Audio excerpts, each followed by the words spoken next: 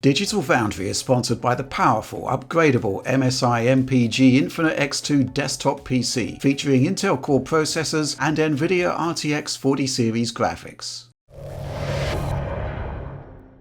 That's right, it's Game of the Year season once again, and that means rolling out my favorites from 2023.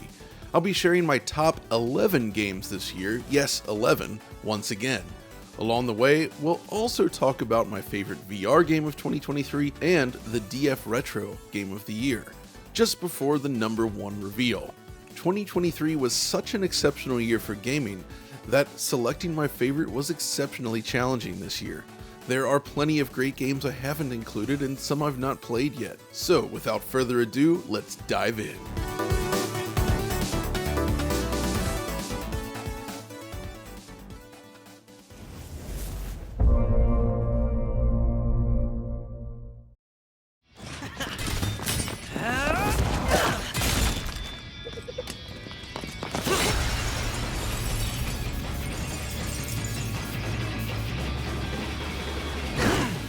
Coming out of nowhere earlier this year, Hi-Fi Rush makes a strong and surprising impression. Crafted by Tango Gameworks, the studio behind The Evil Within, this bright, colorful music action game is the opposite of anything they'd produced in the past, and it's fantastic. The idea combined 3D combat gameplay driven by what is effectively a rhythm game. It sounds ridiculous at first, I know, but once you actually get in the groove, it works beautifully. Basically, every action you perform, from combat to jumping and just moving through the world, is timed to the beat, and nailing that timing increases your performance, which in turn draws you further into the action. And on its own, this action is relatively simple and sometimes even a little repetitive, but when you layer in that musical timing, the whole experience is elevated to a new level. It feels like an interactive musical anime. You play as Chai, who, through an accident, has a music player embedded in his chest, which drives the gameplay. And you quickly discover that Vandalay Technologies, the big bad corporation, is up to no good, and you join a ragtag bunch of rebels as you take them down one at a time. What really helps this shine is its confident and stunning presentation. Using decimated animation, not unlike Arc System Works' fighting titles, the objects and characters in the cutscenes are all displayed at a lower frame rate comparable to an actual animated show, and it winds up looking good enough in motion that you might actually mistake it for an anime as opposed to a real-time game. It's honestly one of the most striking visual presentations I've ever seen, a gorgeous showcase that perfectly marries design and technology. And of course, music plays a significant role as well, with a nice mix of original and licensed tracks that amp up key moments, especially boss battles, which are a real treat. Hi-Fi Rush is basically an interactive, explosive music anime that kept me hooked right through to the end. When considering the experience as a whole, even with its minor flaws, Hi-Fi Rush just had to make my list, which is why it comes in at number 11.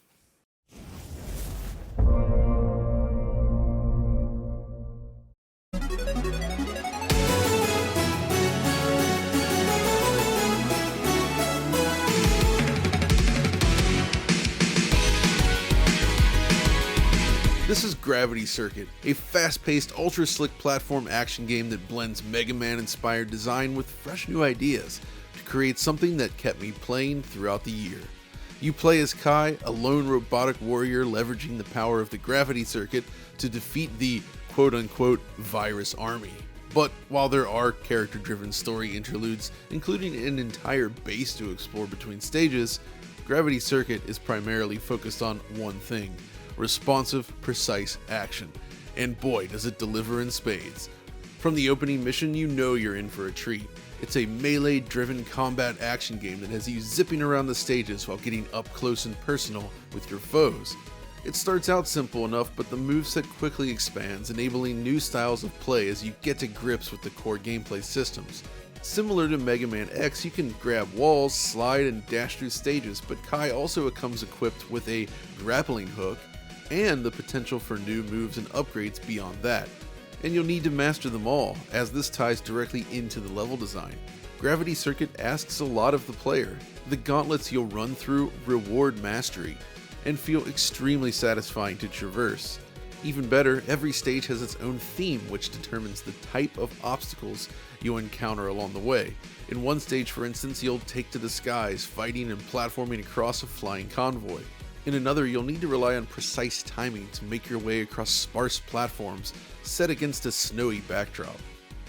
And of course, much like the Blue Bombers adventures, the first set of stages can all be selected freely, allowing you to tackle them in any order with a unique boss fight awaiting you at the end. And yeah, the boss fights are great too, with some fun concepts, including one taking place during a concert. This is complemented with a beautiful presentation that straddles the line between 8 and 16-bit design. It uses its own limited palette, which feels more 8-bit, but boasts tons of parallax scrolling and huge sprites. Furthermore, the soundtrack is superb, which is absolutely a requirement for a great platform game. The action is complemented by these high-energy tracks that would feel right at home in a Mega Man X game, while bringing its own style to the table, much like the game itself. Gravity Circuit is just one of those games that so perfectly executes what it sets out to deliver that it's difficult not to love it. The perfect blend of strong level design, tight controls, and a slick presentation all work in tandem to deliver a memorable experience, which is why it comes in at number 10.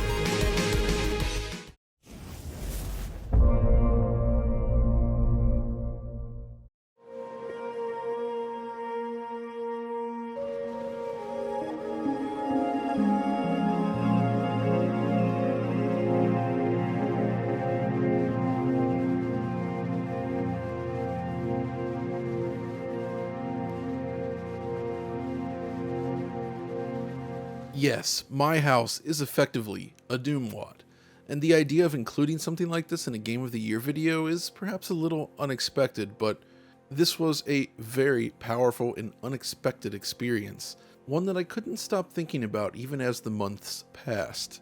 You see, My House is a psychological horror game written using Doom as its medium, much as its inspiration. Mark Z. Danielewski's House of Leaves uses the book as its medium of choice. The map's author, Steven Nelson, describes this as an unfinished Doom map his deceased childhood friend had worked on. Mr. Nelson finished the map and released it as a dedication to his friend, or so it goes. Upon loading up My House for the first time, you're presented with an unassuming title screen and a surprisingly lengthy loading time, followed by this house, painstakingly recreated using the limited Doom engine. The familiar Running with Evil music track plays in the background. The exit rests behind you, blocked by a small blue key gate. So you walk inside the house and encounter typical Doom enemies. As you search through the house, you'll stumble upon various keycards, first in the bedroom, then downstairs, and finally in the kitchen, stored in this cupboard. My first time, I simply walked back outside, opened the blue gate, and completed the level. You're then dropped into the Underhalls, Doom 2's second map, and that seemed to be that. Given that I am a Doom 2 enjoyer, however, I went ahead and played through the Underhalls as I often do, only to be dropped right back in front of the house. My first time playing it, I had no knowledge of what would follow, and this is part of its genius. You see, My House relies on knowledge of Doom and Doom 2 in a way that slowly tips its hand to those familiar with the source material. So I went back into the house and noticed this blue orb through the window in the basement. And after collecting the keys, I decided to go find it, only to determine that it's not there. So this is when it starts to get weird. So you can actually look back into the house and see that monsters have returned. And furthermore, as you round the yard, you'll notice something else, a slope. Yes, this is based on GZ Doom, which has expanded capabilities, but slopes are not really a thing in Doom, and they weren't there in the first place. So I decided to return to the house, and this time the door swung open rather than sliding upwards, which is different. The music also restarted, so I explored again, this time finding skull keys instead of car keys. Enemies had changed. There were more and different enemies scattered around, including a chain gunner. After grabbing the first key, then heading downstairs, I noticed something else, a room above a room. Something, again, the Doom engine doesn't really support, at least not like this. And that's when I heard the little blip in the music.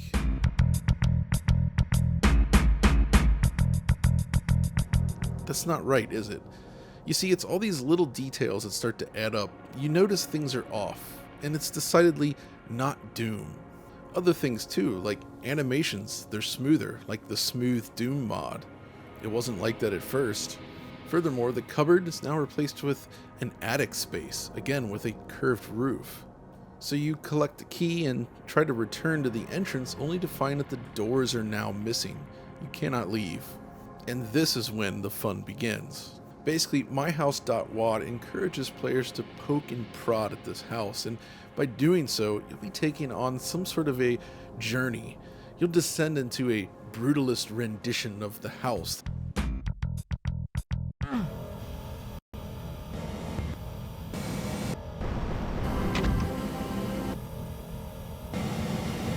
That plays with scale and size, with reality and fiction. The house changes around you, events happen that lead to other, even stranger events. New enemies and sounds emerge from the darkness. Echoes, things you could possibly never imagine seeing in Doom, appear. It explores themes of sadness, loneliness, a reflection back on life, and so many other things. I only show these images to tease some of the places you'll go in this game, but it's far from everything. And by the time you've discovered everything My House has to offer, you'll be referencing things outside the game itself, trying to wrap your mind around it. What are all these places? What are these items you're picking up? What the heck does any of this mean? Heck, if you try to no-clip your way through the map, you'll even end up here, trapped in these endless hallways as a haunting figure hunts you down. Digging through myhouse.wad reminds me of that time spent playing through Kojima Productions' PT. That something Doom-related could still surprise me 30 years later is truly remarkable. So, given my experiences with My House, and in celebration of Doom's 30th anniversary, I decided to give it number 9.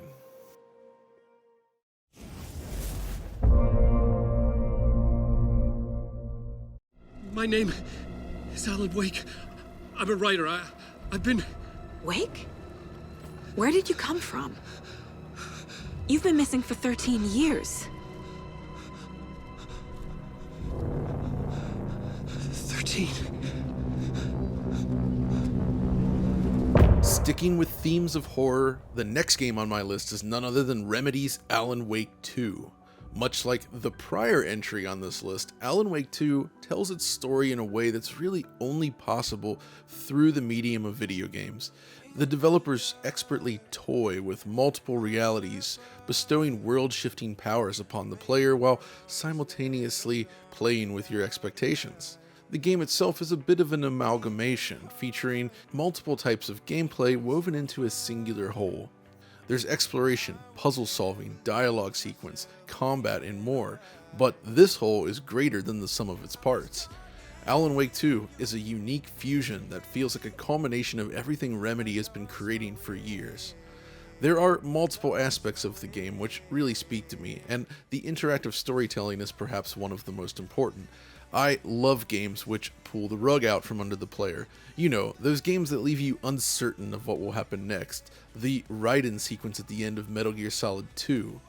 The revelations buried within Fez. The first time you ride an elevator in Silent Hill. Just to name a few. This merging of realities you get in Alan Wake 2, the sudden cuts to unexpected full-motion segments, the musical number, and more.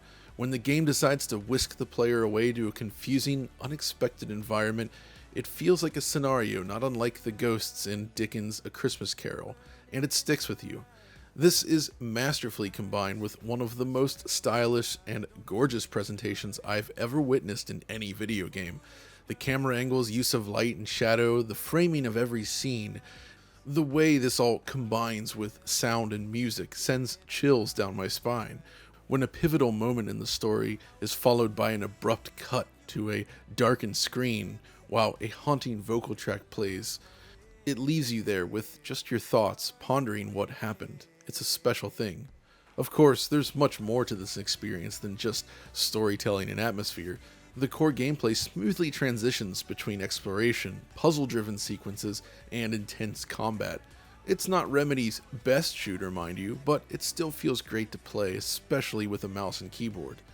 I was equally surprised at the scope and quality of its map design. Compared to the original Alan Wake, which often felt repetitive and overly linear, Alan Wake 2 drops players into areas more reminiscent of, say, Capcom's Resident Evil series, places where you spend time slowly unraveling the puzzles while dealing with dangerous foes and limited ammunition along the way.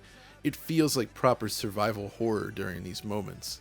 Ultimately, it feels like Alan Wake 2 represents the ultimate mastery of the narrative-driven horror adventure, a game that oozes quality and intrigue from every pixel, one that represents the best of both the new and the old. Recalling the early 2000s era of horror games with modern sensibilities and visual design. With slight improvements to the combat, though, Alan Wake 2 could have even landed higher on this list, but as it is, it's still one of the most unforgettable experiences of the year, which is why it comes in at number 8.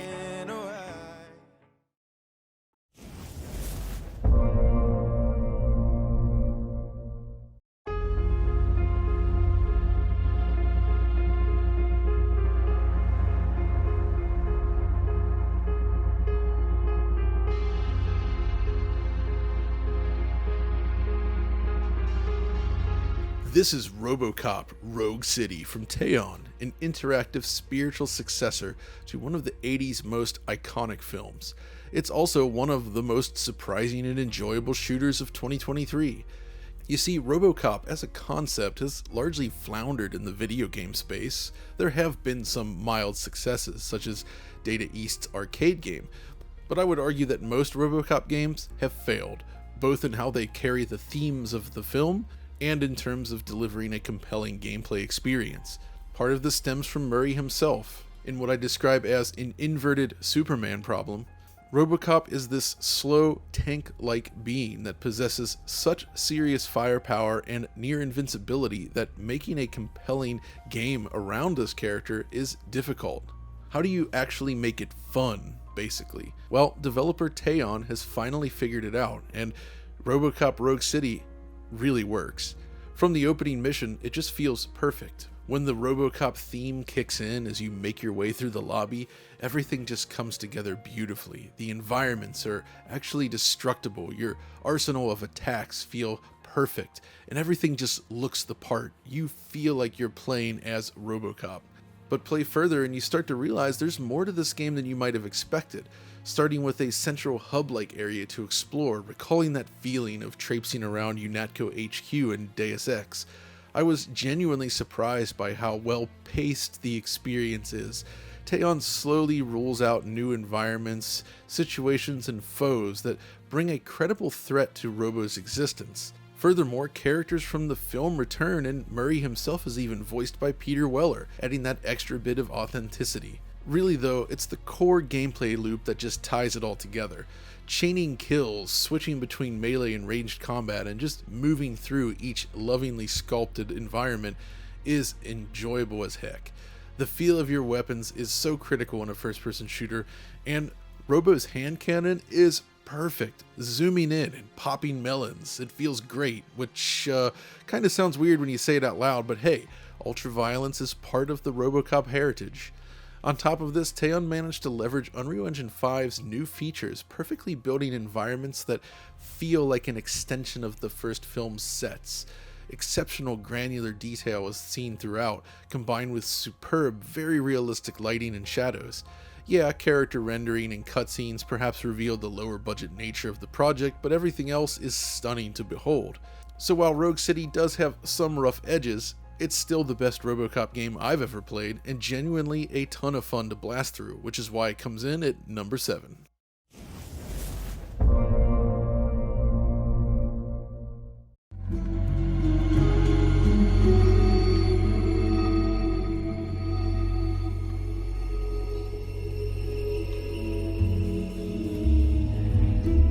Capcom has certainly been making moves when it comes to Resident Evil, and this remake of Resident Evil 4 is perhaps one of their best efforts yet.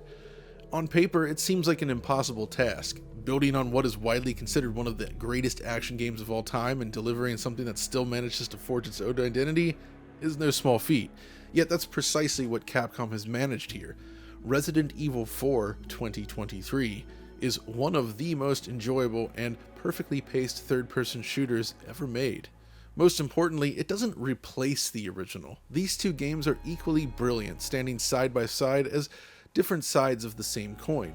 Respecting the legacy of the original is paramount, and I feel that Capcom has managed to pull this off while still creating something that feels new and different enough to stand on its own. And the most important element here are the core mechanics. The basics, running, shooting, staggering enemies, and punching those ganados all feels perfect. The speed of the animation, the impact, responsiveness, prioritization, and the way everything links together. It's a very difficult thing to get right, and most games do not at this level. But that's exactly what Capcom has pulled off here. Furthermore, the level design and pacing have all been reworked. Even if you know how the original plays, this experience manages to feel new. It's not just an aesthetic difference either, it's a fundamental shift in how the world is built and connected. It encourages more exploration to find resources which you can use to improve your arsenal, and since it all relies on carefully designed levels rather than just a giant open world, poking around remains engaging and rewarding all the same. It's always tricky when gauging this kind of game though. Obviously it owes a lot to the original, and it could never make as significant an impact as a result, but whenever I sit down to play it, I'm always amazed at just how mechanically perfect it is. And like the original, this new take on RE4 is filled with variety.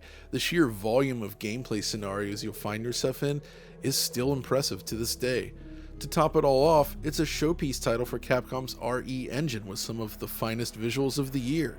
Superb character modeling, animation, great lighting, effects, and hair rendering are just part of it, while the eye-popping HDR is the cherry on top. When browsing across the various years in review on major consoles and the PC, I was surprised to see that Resident Evil 4 sits high on my most played games of the year lists across every platform. I played through it multiple times on different machines, and I'm still compelled to go back and do it all over again, maybe this time in VR. That's the mark of a classic, which is why it comes in at number 6.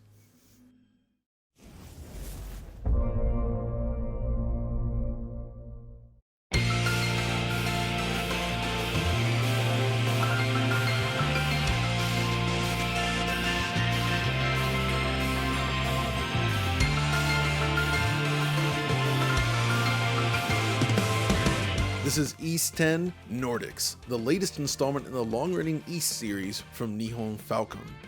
I've been a longtime fan of the Ys series. The fast combat, beautiful visuals, and stunning soundtracks always managed to draw me in. I remember experiencing the TurboGrafx remake of the first two games at a local Swallens back in the day even, floored by what I saw. From that moment on, I became a fan. Yet, while the previous game is well crafted, the shift in tone didn't quite manage to pull me in as much as I'd hoped, but with Ys 10 Nordics, Falcom returns to the airy blue skies, delivering one of my favorite Ys adventures in series history. I think adventure is a great way to describe the feeling of playing this game as well. Not unlike, say, The Legend of Zelda The Wind Waker, the world of Ys 10 is connected by sea, Obelia Bay specifically, as it's called. The blowing winds and brilliant skies draw you deeper into the game world as you explore the many surrounding islands. Perhaps more than usual for the series, I was especially drawn in by the story and characters. The story is focused on the mystery behind the Griegers, a seemingly invincible foe that can only be defeated via the power of mana. The plot digs into the connection between the Griegers, the main characters, and the world under siege, and features lots of great character moments as well. Ys 10 is also the first entry in over a decade with an entirely new combat system. This time featuring just two playable characters, the red-haired Adol of course, and the Norman pirate Kaja. Combat is a joy, and the new cross-action system feels phenomenal. Normally you fight alone with a mix of attacks and combos that you can assign, but hold R2 and suddenly you're controlling both characters at once. Compared to the also enjoyable but ridiculously easy Final Fantasy XVI, Ys 10 puts up a real challenge, one that requires mastery of the systems within. But it's the underlying changes which have perhaps the most significant impact on the experience. You see, Falcom finally made the jump to a brand new engine, and while Ys 10 isn't pushing any visual boundaries, it is designed with the Switch in mind after all. I think it looks noticeably better than any prior installment. More importantly, it moves better. The controls, animations, and the feeling of just playing the game are so satisfying. I'm a big fan of the mana techniques as well, such as the mana board, which allows you to zip across the terrain on a hoverboard with a full momentum system that even responds to slopes. Dungeons often take advantage of your new moveset for both navigation and puzzle solving as well, and thanks to the new engine, everything feels more seamless with larger environments to explore, featuring far fewer load screens than prior games. There's also a great soundtrack in here as well. It doesn't quite reach the heights of Ys 8, but there's still some amazing music within.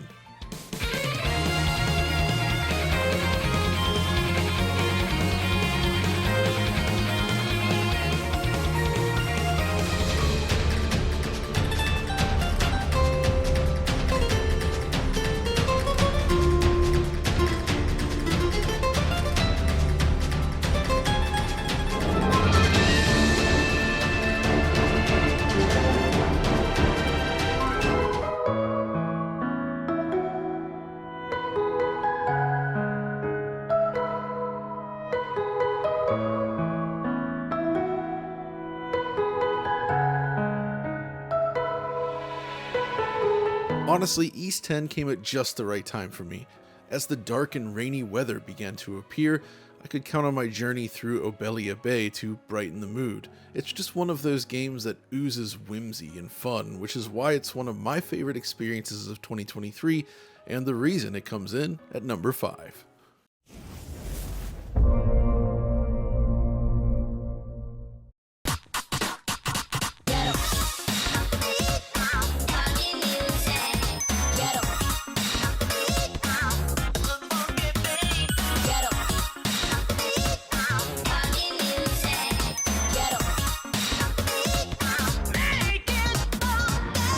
On a pure emotional level, Bomb Rush Cyberpunk might be my favorite experience of the year. The gameplay is excellent, of course, no doubt, but there's something deeper here that draws me to it. It's a game that taps directly into those pleasure centers in a way. It just brings so many things together that I love about games as a medium and creates this singular cohesive whole, and I just love it.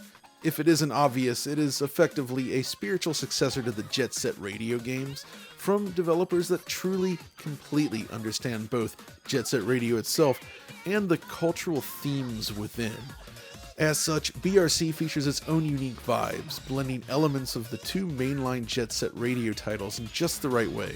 It has the wide-open exploration and platforming of Jet Set Radio Future, but it retains the escalation and challenge of the original Jet Set Radio, while simultaneously bringing its own ideas to the table as well.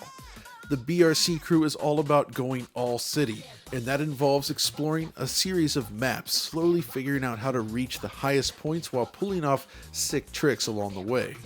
It's driven by a story, of course, but progression ultimately hinges on tagging a certain percentage of an area while meeting the challenges of its colorful cast, which brings an element of score attack to the table as well. You'll now chain together combos in a way that Jet Set Radio really never offered. Furthermore, the tagging system feels rather freeform and a lot more engaging than what we saw in the prior Sega games. The game is easy to handle control-wise, but offers just enough finesse to reward skilled play. Then there's the varied level design and surprisingly old-school yet still engaging storytelling that kept me going all the way to the end. When you first arrive in a new map, the music kicks in just the right place as you start exploring, start tagging. It's a fantastic feeling, and by the time you've reached the heights of each map, extracting its secrets, learned its routes, you walk away feeling pretty great. The presentation obviously plays a huge role in this. The visuals harken back to the Jet Set Radio era with relatively simple shapes and colors, but it's so beautifully realized and smooth. You can see the love that was poured into its creation. The art direction is seriously top-notch. And those otherworldly stages and interludes between the major zones, those are pretty sweet too. But the cherry on top, the pièce de résistance, is certainly the soundtrack. Team Reptile, with Bomb Rush Cyberpunk, you brought together such an eclectic and phenomenal group of musicians to create something that is just so engaging. I can't stop listening. There's so many different genres here, and plenty of original tracks to boot, including new songs from Hideki Nakanuma, known for his Jet Set Radio tunes. Take a listen.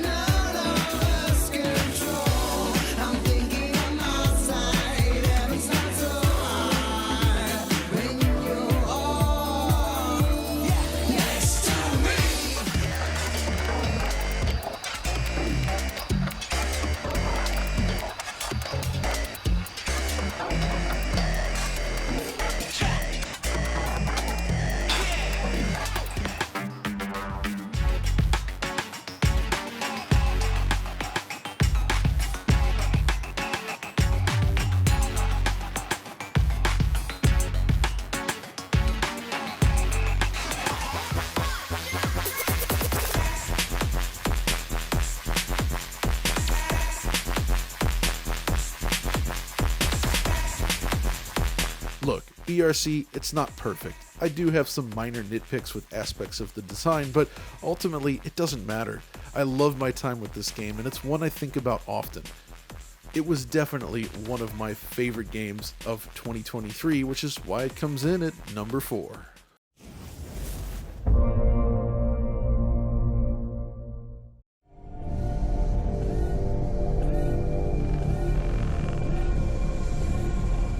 Are you supposed to be here?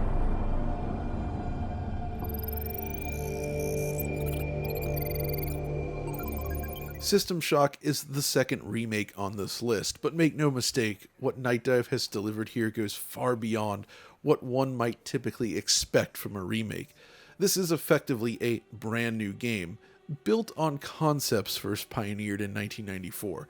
Yeah, it shares a lot of elements, including the basic level concepts, but the leap in playability and the changes made here cannot be understated. This was a massive amount of work, and you can see it oozing from every pixel. It's one of the finest examples of an immersive sim.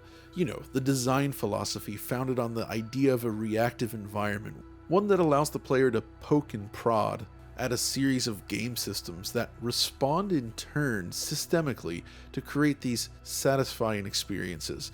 And that's what System Shock's all about. This is a hardcore first-person sim that embraces freedom in a way that is captivating from start to finish. This game does not hold your hand. You'll even need to resort to jotting down notes at points.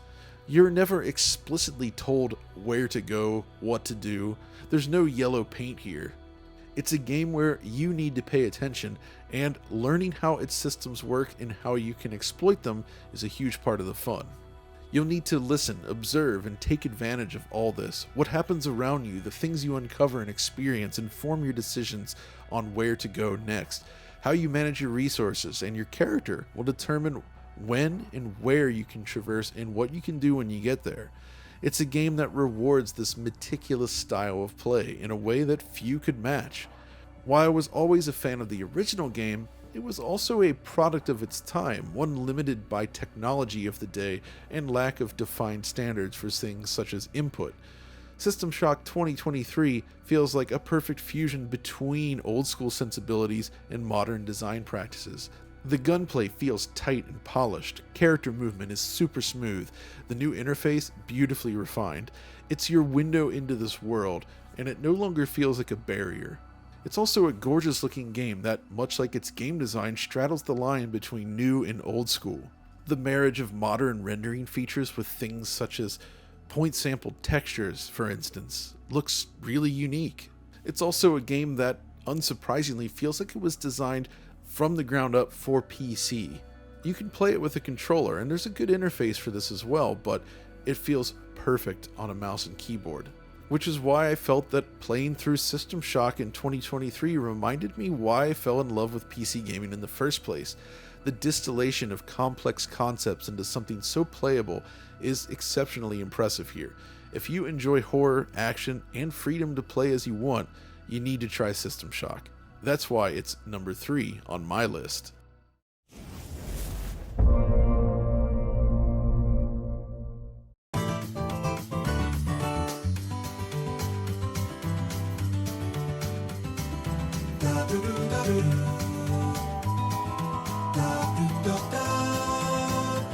One of the biggest surprises for me this year is Super Mario Bros. Wonder. In my book, it's the best side-scrolling Mario title since 1990's Super Mario World. And what's wild is that many of the folks that worked on Super Mario World all those years ago also worked on Super Mario Wonder. So at its core, Super Mario Wonder is built on a familiar foundation. Players explore a large, interconnected overworld map, completing levels on the way towards the end. But the wealth of original ideas, the Wonder Seeds, the new powers, and the presentation itself all feel like a proper evolution of the 2D formula in a way that the new Super Mario Bros. Games were not. As noted in my review, it all comes down to how thoroughly they nailed what I call the 4 pillars of platforming. There's the controls, the level design, the presentation, and the soundtrack. Crucially, Mario is a joy to control. Moving through the world feels fast and responsive without the heaviness of the new titles. This is due in part to decisions made around the animation system, but The result is a Mario that is nimble and flexible.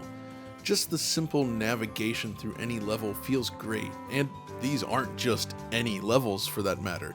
The level design here is oozing creativity and style.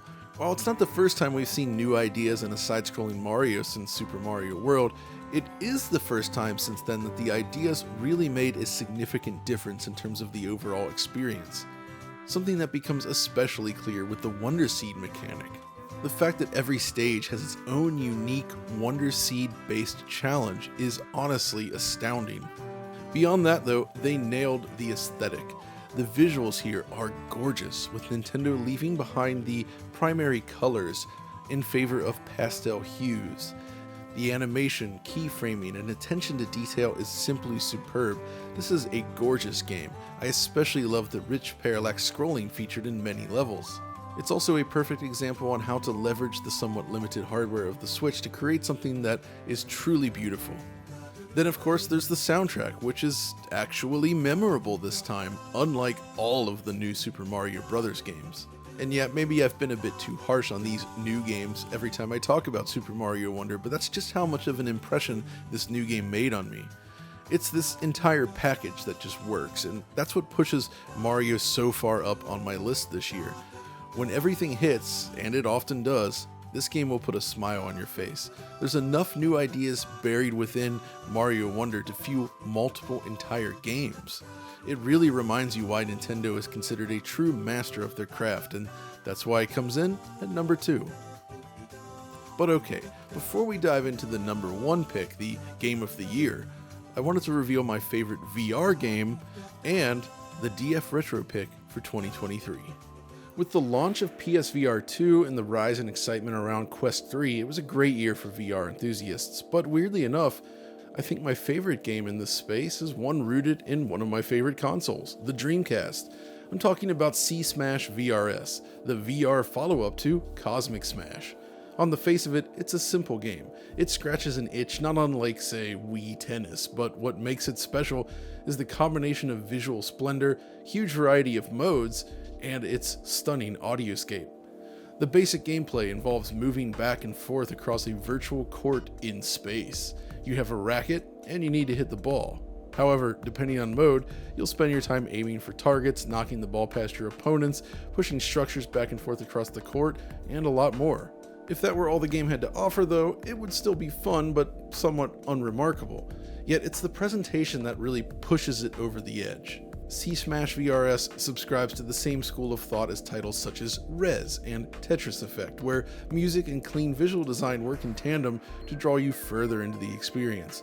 The selection of music here, including a slew of tracks by Ken Ishii, always fits the action. It becomes almost hypnotic. It's also technically solid, running at a high resolution while reaching a native 90 frames per second. As much as I enjoy larger scale VR titles, C-Smash is better suited to pick up and play. It encourages you to keep the headset out and ready to go, and was easily the game I spent the most time playing on PSVR 2 this year. Thus, C-Smash VRS wins my VR Game of the Year award. Then there's DF Retro, and this one is perhaps an unusual choice, but I'm going with Alien Syndrome from Sega. This 80s arcade title is one that I had only lightly played in the past, but for some reason this was the year it finally clicked. Alien Syndrome is tough as nails, and its continue system means that beating the game basically requires you to pull off a 1cc, and you know what? It's actually possible. I played Alien Syndrome on a Mr. FPGA hooked up to a CRT, and over the course of 6 months, off and on, I finally found myself able to clear the game on 1 credit. Something I couldn't even pull off when capturing for this video, unfortunately. This is a game that rewards skilled play rather than simply eating your quarters, figuring out the routes, knowing which weapons to go for. The strategic element really surprised me and kept me hooked. It also boasts an unusual atmosphere for a game from this era. The dark soundtrack and barrage of foes will certainly keep you on your toes. But yeah, it's a simple little game, but one worth playing today, and a game that kinda helped change my approach to playing arcade games at home. Rather than simply quarter feeding, try for the 1cc, while making progress each time you play. I've taken this approach with many other games this year as a result, and it all kinda comes back to Alien Syndrome, which is why I've named it the DF Retro Game of the Year. But on to number 1.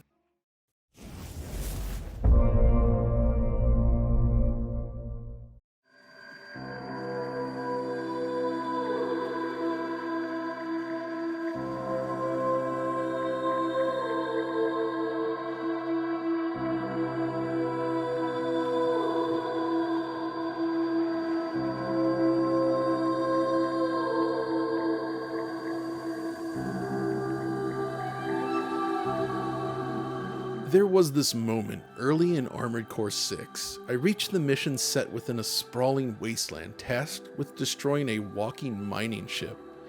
As I pushed forward, eliminating foes in my way, my eyes caught a silhouette against the horizon, God rays streaming through the dust. Suddenly, a blinding burst of electrical energy slices across the terrain.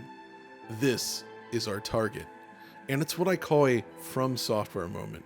A moment which perfectly encapsulates one of their greatest strengths, this ability to communicate size, scale, and danger to the player through quiet spectacle.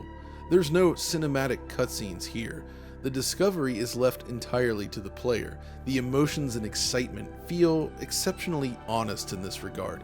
They're telling these stories, making these memories solely through game mechanics, smart map design, and visual presentation. The tension of seeing this walker for the first time, eventually leading to this sensation of, whoa, I can't believe I'm doing this right now, is unmatched. When you take on a particularly challenging boss, you enter this almost trance-like state of concentration, trying again, learning the pattern, finding the strategy. It's something FromSoft has mastered over the past decade. The build-up, the tension, the challenge, everything working in tandem to create something that pushes you through to engage with every one of its systems. Games today often fill their menus with upgrade trees, accessories, gear loadouts, and more, but Armored Core 6, perhaps more than most, compels you to explore every inch of the options made available to you, just for that little extra push needed to emerge victorious. Combat itself feels true to the Armored Core legacy, yet it clearly leverages knowledge gained during the production of the Souls titles. Energy consumption replaces stamina. You'll need to manage your weapons and ammo carefully, in addition to your movement, while finding new strategies organically through play. When dancing with the enemy, I felt this constant energy and excitement. Yet there's quiet moments as well. Those moments when you're just left to explore the world, traverse the terrain, where you step back and appreciate all they've built. While each mission is limited to a specific key area, the development team has managed to create such a vast sense of scale. While technically constrained within each mission, the world itself manages to feel so much larger. And the presentation of all this plays a role here as well. The engine powering Armored Core 6 is certainly not cutting edge, but the art direction is absolutely top tier. The high intensity lighting of your boost pack, the weapon effects, the otherworldly structures spiraling off into the distance. Add in an excellent musical score, and you have what feels like a complete package. There's really just so much to love here, and while there is a learning curve, once you overcome it, you begin to feel in complete control of your AC, and this mastery is what kept me coming back. And that's the thing, when deciding on which game would take the #1 spot this year, I really went back and forth between several different titles, but each time I sat down in front of Armored Core 6, I felt this thrill return. Yeah, it has its drawbacks in the end, especially in regards to storytelling, but that feeling of playing Armored Core 6 is such that I simply had to select it as my favorite game of 2023. Well done to the team at From Software, and thank you for producing such a memorable experience. But that's it for me this year. You made it through. I expect my list won't appeal to everyone, but hopefully you enjoyed it all the same. It's been an eventful year for gaming, but that's all from me for 2023. So I want to say thank you for watching, everyone, and we'll see you next year.